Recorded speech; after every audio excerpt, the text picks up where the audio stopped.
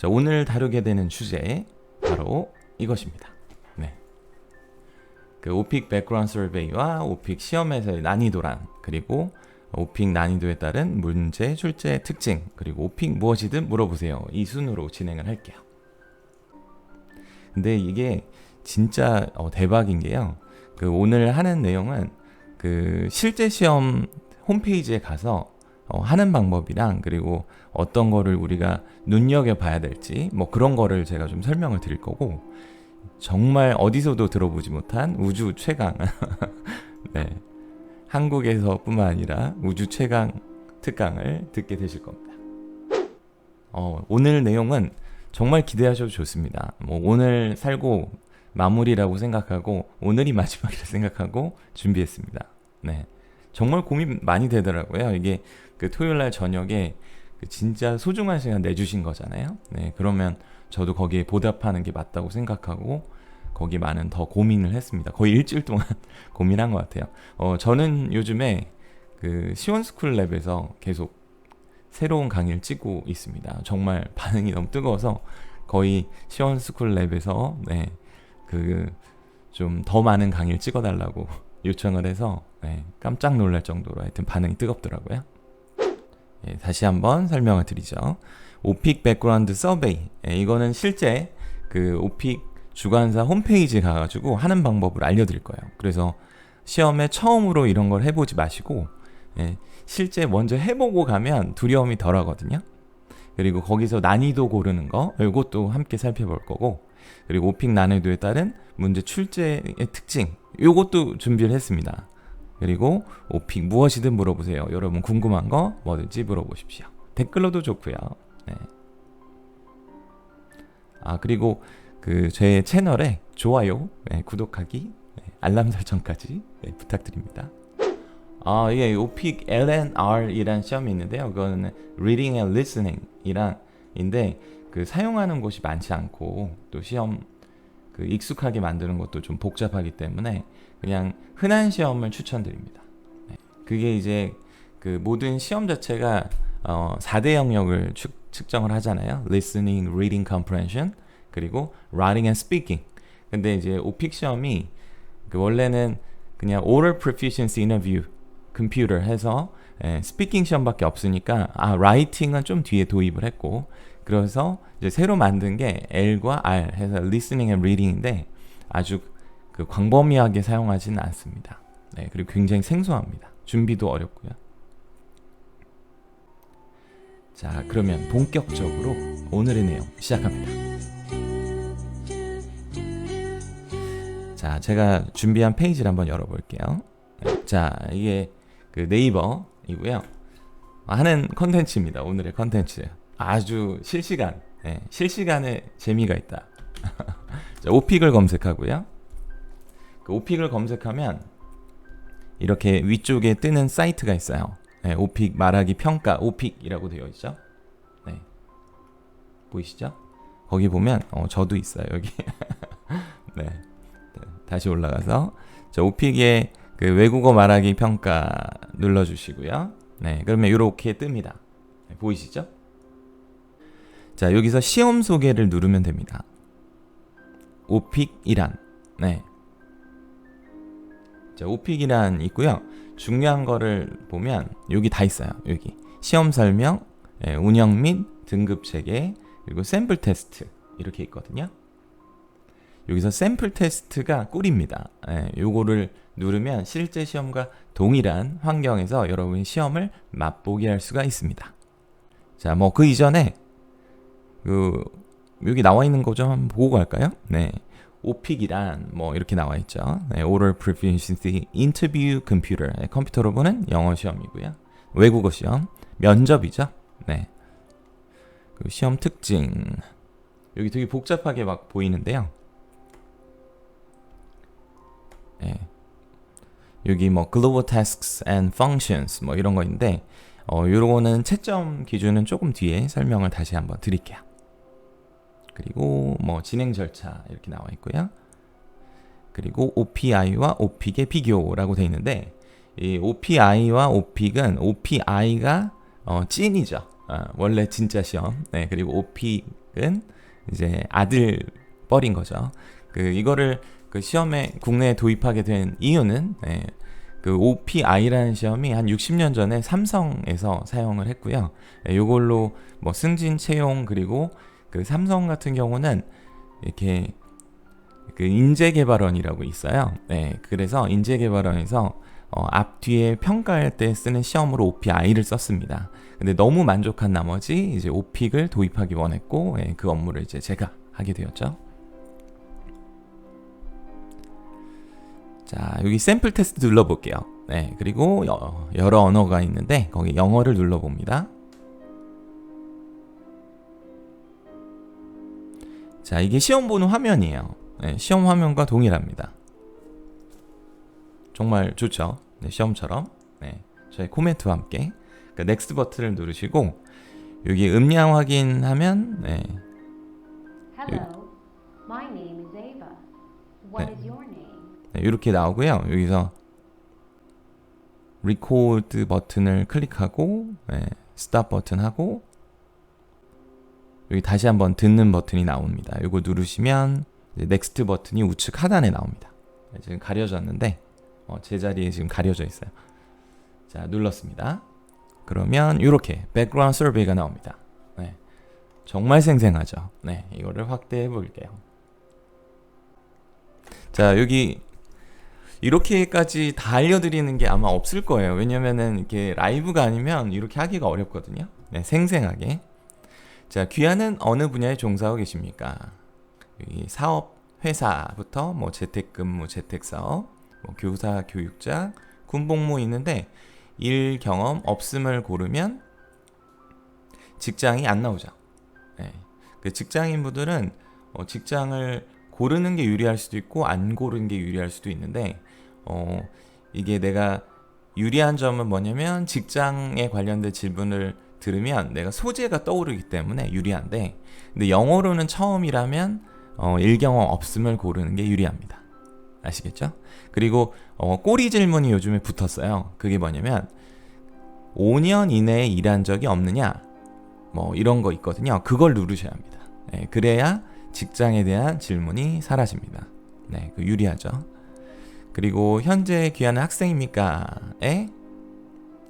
이것도 학생도 똑같아요.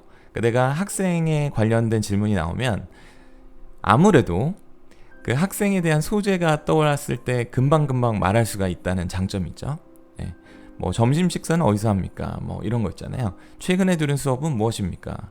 근데 그게 새로 준비해야 되고 영어이기 때문에 떠올림이 없는 한글로는 떠오르는데 영어로 떠오르지 않을 수가 있거든요. 그게 좀 불리하죠. 그렇다면 아니요를 고르시면 해결되는 것이 바로 신분 문제가 사라진다는 거죠. 자, 총 7개의 항목이 있고 2개의 지금 항목을 지워낸 거죠. 굉장히 괜찮죠. 그리고 세 번째, 귀하는 어디 살고 있습니까? 요즘에 부동산 문제 많지 않습니까? 부동산이 없음 할 수 없죠. 집이 없음 할 수 없어요. 거리가 내 집 이런 거 고를 수가 없네요. 개인주택이나 아파트 홀로 거주, 친구나 룸메이트와 함께 주택이나 아파트 거주, 그리고 가족과 함께 아파트 거주, 학교 기숙사, 군대 막사 이렇게 있네요. 자, 여기서 유리한 걸 보면요, 홀로 거주입니다. 독거. 왜냐하면 그 친구나 룸메이트와 함께 주택이나 아파트 거주를 하면 친구나 룸메이트를 물어볼 확률이 생기죠. 그러니까 다소 더 많은 정보가 필요하게 되고요. 그리고 가족과 함께 거주는 가족 설명을 해야 할 상황이 놓일 수가 있기 때문에 최소한의 정보를 주는 게 좋죠. 그리고 학교 기숙사 이거는 뭐 학생을 골랐으면 뭐 상관없죠. 이거는 괜찮고 학생을 고르지 않았다면 절대 고르면 안 되겠고요. 군대 막사 충성입니다. 비추입니다. 군대 생활 얘기해야 되니까. 자, 4번 가볼게요. 자, 12개 골라야 되죠. 그러면은 12개만 고르는 게 좋죠. 그래서 제가 이제 추천하는 거는요. 여기 우측 몇 개 골랐다 나오는데 12개 안 고르면 시험이 진행이 안 돼요. 영화 보기, 공연 보기, 콘서트 보기 이렇게 보면 관람 이렇게 추천합니다. 같은 항목에서는 유사한 그룹을 설정하는 게 유리합니다. 그리고 영화 보기, 공연 보기, 콘서트 보기 같은 경우에 공연 보기 때 콘서트나 영화를 얘기해도 상관없거든요. 그러면 제가 이 시험 도입 때 이제 공연 보기 요 항목은 지우자고 막 얘기했었는데 공연 보기 항목을 이제 놔둔 거를 좋아합니다. 왜냐면 공연 보기는 따로 공부할 필요가 없는 거니까요. 그럼 실질적으로 12개를 골라야 되는 상황에서 영화 보기와 콘서트 보기만 준비하면 되니까 공연 보기는 사라지는 현상이 생기죠. 그러면 11개를 고르는 효과가 생기는 거죠. 동네 이웃 문제 거주 형태에 관련 없이 출제됩니다. 네. 그리고 제가 공원 가기랑 해변 가기 고르지 말라고 최근 영상에서 올린 적이 있거든요. 왜냐면은 이거 고르면 여행 문제랑 겹쳐버리는데 그럼 여행 답안만 6개 하고 나올 수가 있고요. 공원 가기 같은 경우는 운동하기에서 출제가 되면 운동하기가 6문제가 나오는 현상과 똑같아집니다. 그래서 공원 가기랑 해변 가기 고르지 않는 게 좋겠습니다. 자, 5번 항목이에요. 네. 자, 지금 심플님 안녕하세요. 하늘마리님 안녕하세요. 좀 늦으신 분들은 지금 뭐 하고 있냐면 오픽 공식 사이트에서 어떤 걸 고르고 어떤 게 우리의 전략이고 이런 거 알려드리려고 하고 있습니다. 자, 취미나 관심사는 하나만 고르는 것이 꿀입니다. 그리고 이거를 하나를 고르잖아요. 그러면은 최소 선택을 한 번호에서 출제될 확률이 훨씬 더 높아집니다. 이런 거 모르셨죠? 최소 선택의 원칙. 만일에 여기서 내가 이렇게 다른 거 춤추기를 고르죠. 그러면 춤추기가 나옵니다. 그래서 5번은 전략적으로 내가 준비한 거 딱 하나만 고르는 게 정말 좋습니다. 그래서 저는 이제 음악 감상을 고를게요. 자, 그리고 6번. 저 6번에서는 운동이고요. 1개 이상을 고르라고 돼 있죠. 그러면 1개 이상을 고르라면 1개만 고르는 게 좋죠. 예를 들어서 저는 이걸 추천합니다. 운동을 전혀 하지 않음. 근데 운동을 전혀 하지 않음은 이게 해당 사항 없음이라는 영어 non-applicable, NA라고 하는 것을 제가 번역한 겁니다. 이 페이지를 제가 번역한 거거든요. 근데 운동을 전혀 하지 않음을 고르면 시험에서 운동이 안 나오냐라고 말씀을 많이 하시는데 어떻게 보면 맞고 어떻게 보면 틀린 거예요. 왜냐하면 다른 항목을 고르면 운동하기가 출제가 되는 겁니다. 그리고 운동을 전혀 하지 않음만 고르면 운동이 안 나오는 거고요. 이것도 이해가 되시죠? 그리고 보면 농구, 야구, 축구 등의 구기 종목과 그리고 수영, 자전거, 조깅 등의 유산소 운동이 싸우는 것을 볼 수 있는데요. 농구, 축구, 야구 이런 거는 룰 설명하기가 출제가 되는 만큼 굉장히 복잡합니다. 농구의 룰, 얼마나 플레이어가 하는지 이런 거 설명해야 되거든요. 쉽지 않습니다. 그러니까 한글로도 쉽지 않은 건 영어로도 어려운 거예요. 그래서 유산소 운동을 추천하고요. 수영, 자전거, 조깅, 걷기, 하이킹, 트래킹 이렇게 하면 여기서 6개를 고르는 거예요. 수영, 자전거, 조깅, 걷기, 하이킹, 트래킹 하고 운동을 전혀 하지 않음 하면 운동을 전혀 하지 않음이 요거는 공부하지 않는 거죠. 왜냐면은 요거는 딸려있는 문제가 없으니까. 그래서 5개 항목만 공부하면 되는 거죠. 그런데 다행인 것은 수영, 자전거, 조깅, 걷기, 하이킹, 트래킹은 전부 유산소 운동이니까 유산소 운동은 장점이 룰이 없어요.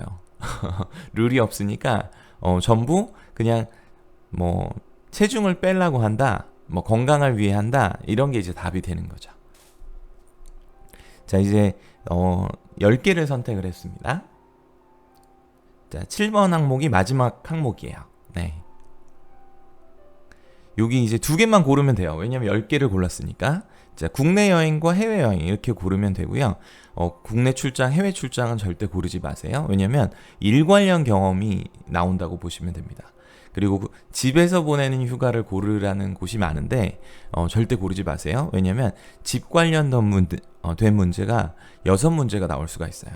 예, 최대 또 9문제까지도 가능합니다. 이것도 제가 최근에 올려드린 네가 왜 거기서 나와 예, 백그라운드 서베이 고르는 꿀팁을 공개한 적이 있는데 그 영상을 참고하시면 좋겠습니다. 자, 이제 여기까지 하면 백그라운드 서베이의 종료가 됩니다. 자, 백그라운드 서베이라는 것은 어떤 의미를 지니는지 잠깐 정리하고 갈게요. 네, 잠깐 정리하고 갈게요. 네. 해외여행 안 가셔도 상관없어요. 왜냐면 국내 여행 뭐 경주 이런 거 하잖아요. 네, 그러면 그냥 해외여행은 다른 데로 하면 돼요. 네, 그냥 도쿄 하면 됩니다. 오사카 이런 거 하시면 됩니다. 그리고 제주 하면 이제 다른 나라의 섬나라 하시면 되고요. 자, 다시 돌아와서 중간 점검 할게요. 자, 백그라운드 서베이는 우리에게 어떤 의미를 지니느냐? 자, 백그라운드 서베이 방금 봤잖아요. 백그라운드 서베이는 시험 범위의 결정입니다. 시험 범위. 네. 그 시험 범위는 적게 하는 게 유리하고, 그리고 나의 정보를 그들에게 덜 오픈하는 것이 중요합니다. 그래서 신분은 끄는 게 좋죠. 네. 그리고 집의 경우도 혼자 산다가 중요하죠. 왜냐면 가족 또는 룸메이트 이런 거 노출 안 해도 되니까. 네. 그렇게 대비하시면 됩니다. 그 시험 범위에 관련된 전략 마무리하고요. 자, 이제 난이도 관련된 내용 알려드릴게요.